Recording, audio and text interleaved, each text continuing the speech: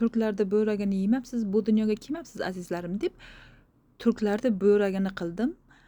Buni oldin ham qilganman. Uni ismaloqdan, go'shtdan, xohlagan narsangizdan qilsangiz bo'ladi. Xuddi o'zimizda somsa qanday qilinsa, xuddi ana shunday qilinadi. Bular faqatgina tvorogli ham qilar ekan. Bizda bilasizlar, samsani tvorogli qilmaydi.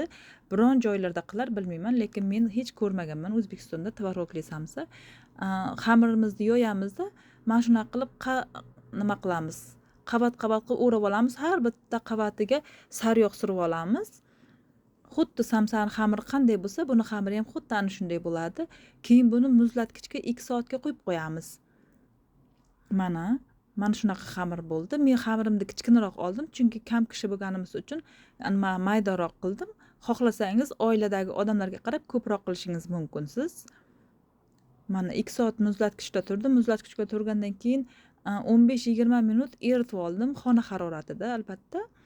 Keyin buni yaxshilab yoyamizda, mana tvoroglarimizni qo'yib olamiz. Bu tvorogga petrushka aralashtirsangiz ham bo'ladi. Men aralashtirmadim, chunki petrushkam yo'q edi. O'shaning uchun aralashtirmadim.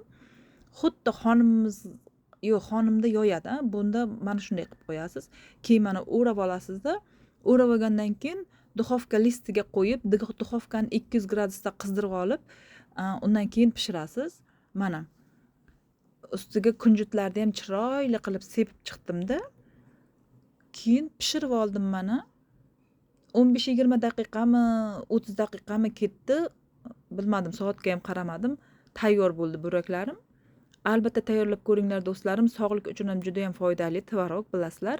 Tayyorlaganlarga yoqimli ishtaha. Keyingi videolarimda ko'rishguncha do'stlarim.